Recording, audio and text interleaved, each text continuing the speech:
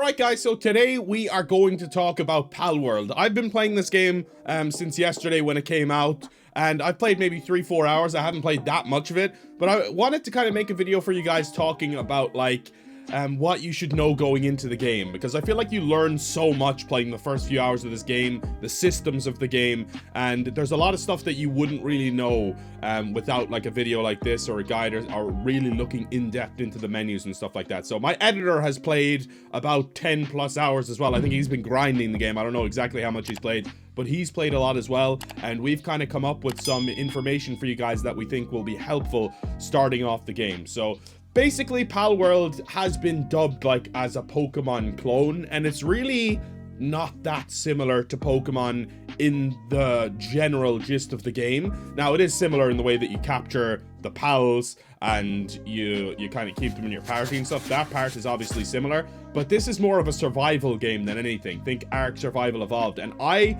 have never personally been into survival games, but once I learned the systems in this one, I feel like I kind of got to grips with it pretty quickly, and I think that can put a lot of people off early, like the first hour of the game nearly, where you have to just build and kind of figure out how to manage the base basically, and I think that will put a lot of people off right off the bat. But if you learn it and you get past that, the actual going out and hunting the pals and getting new ones, and that is kind of the same great feeling as Pokemon. So I'm here to kind of talk about some things I wish I knew before starting the game, and some things that I think will be helpful for you guys if you haven't started the game yet, or even if you have, you're a few hours in.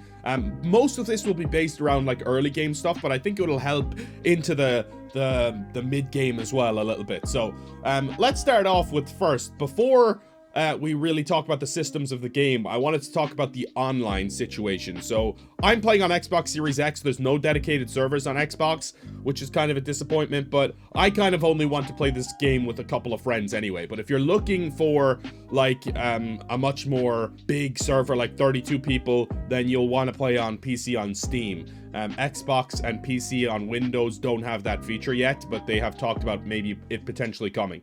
Now, playing with friends, there is a little bit of awkwardness with this. It's really easy to invite your friend. You just have a code, you give them the code, they put it in, and they're in your lobby straight away. But now, the friend that's coming into your lobby, that character, they will not be able to level that character separately. So they will have to have a dedicated character to play with the host. So that is a little bit disappointing. So the way that you should do it really when you're playing online, when you're planning to play online with a friend, is have a separate character if you want to play by yourself, and then have a character that you want to play with this one friend or couple of friends or whatever it may be. It's a little bit awkward because say if you want to play with 2 or 3 different friends that aren't in the same friend group, it does make it awkward. You have to have nearly a new character for every single one of them, or they'll be way below you in level when coming into the server. It just makes it a little bit awkward in that regard, but they have talked about potentially doing a fix for this in the future, and hopefully that we will get that, because at the moment needing a dedicated character to play together is just a little bit off-putting. Now, my editor sent me over quite a bit of information here as well that he's learned, and we're going to go through that and some of the stuff that I've kind of learned myself as well from playing.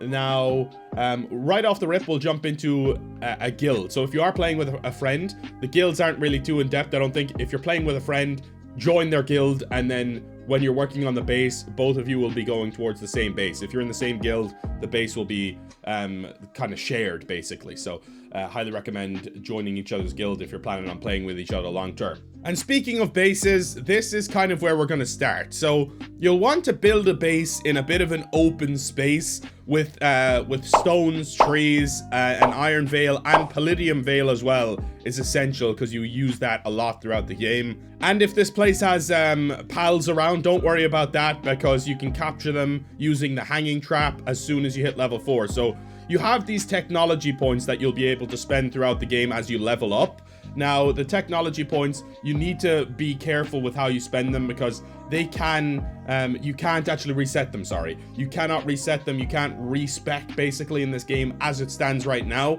They might change that later down the line, but you can't respec as it stands right now. But when you're going through the technology points anyway, it will kind of give you a good indication on what you need in the menus and stuff like that, so it's not that big of a deal really. And you get quite a few points for leveling up as well. I think you get 10 technology points each time you level up. Now, the ancient technology points you'll see on the right, those you unlock by doing boss fights. So at the end of my video, I did a 2-hour video, by the way, a gameplay video with Maximus Primus of us kind of learning the game, playing for the first time. I thought it was a really fun video. Check it out if you want to. That'll be linked down in the description. And we kind of like at the end of that video went and took down a Chillet, which was a boss type pal, and I got an ancient technology point for that, and you can spend that on certain stuff like a grappling gun or a feeder, stuff like that. There's extra items down the right hand side of your technology points there as well. And the base stat points that you have as well, I couldn't figure out for the life of me how to put these on at the start of the game for some reason. Like, it was telling me like put your stat points on, but I thought they were talking about the technology points, but they're separate. I think when you go into the menu, you click the right stick or the left stick. I think it's the right stick, and then you can like upgrade your HP, your weight, your which basically gives you more carry capacity, your attack, and also your build speed, because you will be doing a lot of building. Now your pals will help you with how quickly you can build stuff, but you will be doing a lot of that. And if you're in co-op as well, building it together makes it go a lot quicker. There's certain stuff where it was like, it was going to take me a minute to do solo by building it, but then when my pals came over and Matt came over and helped me, it was like 16 seconds. So it makes a huge difference. Also, quick note as well, when you're farming, make sure you're using the correct tool. Like, you use axes on trees to get wood, pickaxes on veils and stones and stuff like that, and you use a weapon like a spear or a bow for the pals. Now, I did at the start, I didn't know about this. I was just using my axe on everything, and it does work. It does work. It's not a problem, but it just works a lot slower. So if you're using the correct tool, you'll be a lot more efficient with your farming.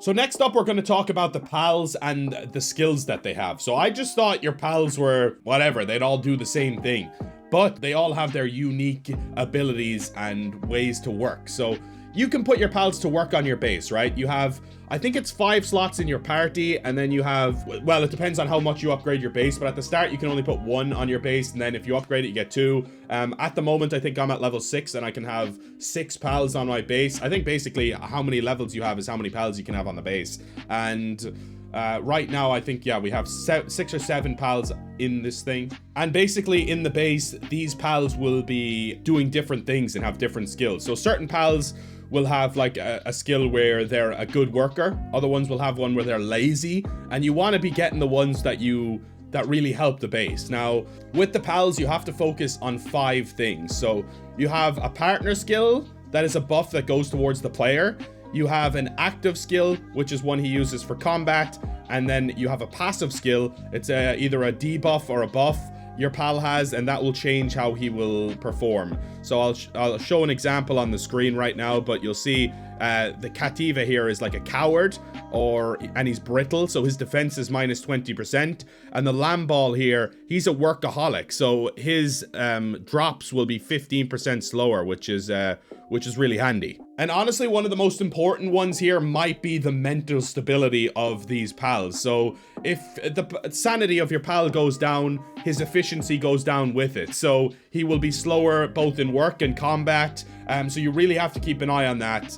And the way that you kind of fix their sanity or kind of help with that is you can basically have beds for them, which really helps. You need to get each pal a bed. So if you have 6 pals in your work base, you need 6 beds as well, or else they will not be happy. And you'll see when you put in a bed, there's kind of these colors and kind of dings, and they're all happy when you put a bed in. But you will also later on, I'll talk about that a little bit later in the video, but there's also a little bit more you need to do to keep them sane. So as I mentioned earlier, yeah, some pals are good at helping with certain things. So you can see what your pal is good at helping for in the bottom right corner. So you'll see work suitability. So this guy here, he is good at planting and lumbering, and he's level 2. And so like he won't be able to mine for you.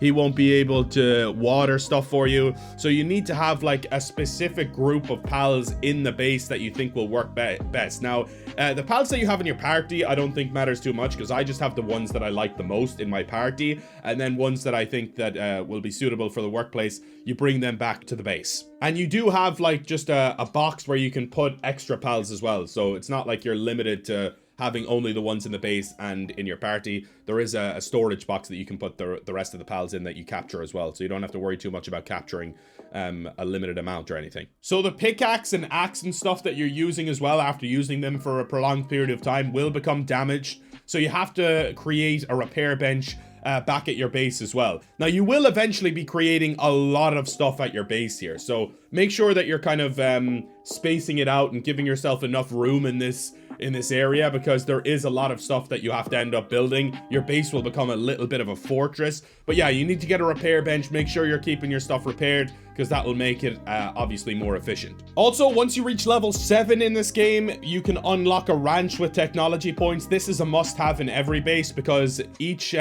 pal that can leave something there will leave stuff there, like wool, eggs, or even flame organs. So yeah, as I said, a must-have for the base. One thing you need to manage pretty well as well is you or your pals getting hungry. So you can create a feeder, and then if you have a berry plantation, there's certain pals that will be able to bring the berries over to the feeder, put it in there, and that will be like a stock that your pals can go and eat while they're hungry. Now, pals in your party, you'll have to feed them yourself. You can get food throughout different resources. You can get them off pals. You can get them from, as I said, these berry plantations that you create in your own place, in your own base. Because if your hunger does reach 0, if your pals' hunger goes low, they will start losing health constantly, or you will start losing health constantly. So make sure to keep an eye on your health at all times, or your hunger level at all times. Now, I haven't done this yet, but my editor was telling me about it. If you catch 10 of the same species, you get a big XP bonus. So if you're catching one of the same species, you might as well just go around and catch 10 of them eventually. You don't have to do it all at the same time, obviously, but you'll be able to like have different types of workers there and better stats on certain ones of them as well. So it's worth doing, I think. So at level 6, you'll be able to unlock this Statue of Power. You'll want to create one of these to help upgrade your pal's stats. So this one will be used using items like Lift Monk effigies and I think souls. I only found one of the souls, but you definitely see the Lift Monk effigies around the place. They are the green items on top of statues most of the times, so keep an eye out for them. They will be really important to upgrade your pal's stats and enhance them, basically, so keep an eye out for those. So I mentioned earlier that I'd talk about the pal's sanity a little bit more, so you need more eventually than just the beds to keep them sane. So at level 9, you're able to build a hot spring. This will obviously raise your pal's sanity. And if you made someone work too much and they got depressed before you have the hot spring, then at level 12 you will be able to unlock a medieval medicine workbench and craft a good high-grade medical supply to fix that. So there is certain instances as well where you'll see that your pals get injured. So when they get injured, you want to take them out. You want to take them off the roster, basically. If you have them working on the base, take them out, put them in, not in your party, but put them in the box, the storage box.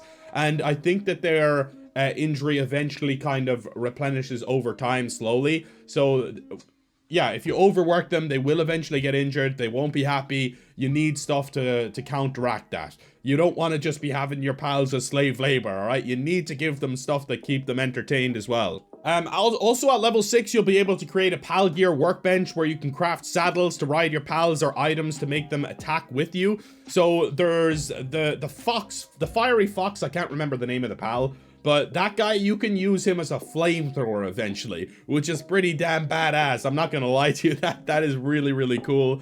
And of course, you can ride your pets as mounts, your pals as mounts. So that's something that I really love in video games. I love being able to mount pals, pets, whatever the hell you want to call them, and just ride them around the world. There's nothing more kind of relaxing and fun than just going around the world on the back of a really cool creature. Also, in Palworld, you can find settlements where you can find merchants that buy and sell items and even pals. So if you're looking for a certain pal, make sure to check these merchants. You might be able to just buy him, because obviously most of the pals at the start you'll kind of be able to find anyway. There's not a super rare supply of them, but if there is a rare one that you're looking for or you just can't seem to find it, check out the merchants and see if they have it on sale for you.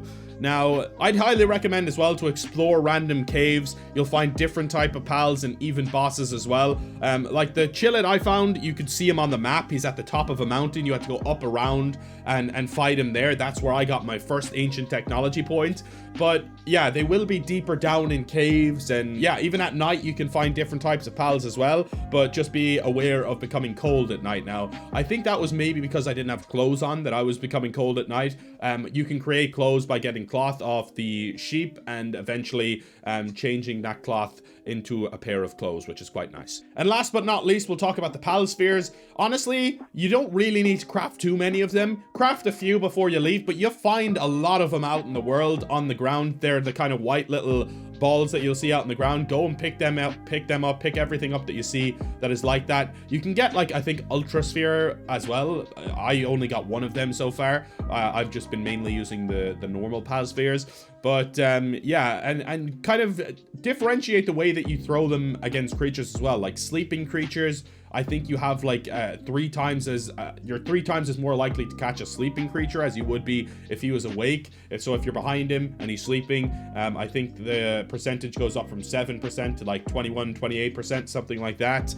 So that is a big difference. So make sure if you see a creature sleeping, maybe try and use the pal sphere on it right off the rip without even attacking it yet, because it could be that will be more likely to catch him than even if you got him to low health or whatever. So it's worth trying a few different things here and there to capture these pals, because there's still a lot to learn about this game. Obviously, it only came out yesterday. I'm just kind of giving you guys the basic details and stuff like that, but I thought it would be information that would be useful to some of you guys. So yeah, also don't forget to roll. The roll function is one of the best things you can use for combat as well. And I did want to say one thing as well. If you're traversing the world, make sure to use the slide. Like, you can slide really long distances and it will actually really increase your speed quite a lot. And just at the end of it, then you can double tap to roll or whatever, or get out of it, which but in general, like when you're just traversing the world and you don't have mounts yet, just slide everywhere. It really does increase your pace. And you can climb quite a bit as well. Now, you have to mind your stamina, but you can climb up surfaces, and that's something I didn't realize straight off the rip. You can climb up pretty much sheer cliff surfaces if you have enough stamina to do it. You just gotta mind your stamina, because you will fall and you will die if you don't have enough stamina. Now, I don't even think that there's that much damage taken from fall damage, if at all. I don't think I've taken any damage from fall damage yet, but I have been careful about that. I haven't just been jumping off cliffs or anything, so don't test it. Don't test it. Or maybe do test it and let me know. But anyway, that's where we're gonna end the video, guys. I hope you guys enjoyed this one. This is all of the information I have currently on Palworld. Maybe I'll do a more in-depth video once I've played quite a bit more of the game, but as I said, I haven't played too much. I got a lot of this information from my editor as well, so shout out to him. He gave us some really crucial information from a little bit more in the mid game. I'm kind of more at the start of the game as well. But thank you guys for watching, really appreciate it. Check out my part 1 that I did with Mac. I think it was a really entertaining video of us learning the systems, learning the game, and having fun with it as well. I stole a pal from him, you know, as you do. If you don't steal pals from your friends, stealing a pal from your pal in Palworld, that's how you do it. All right, that's what I titled the short of the clip that I uploaded. But the full episode is live on YouTube as well. Thank you for all the support, guys, really appreciate it. Make sure to drop a like, and I'll see you guys next time. And if you want to see more videos like this, let me know in the comments. See you next time. Peace out.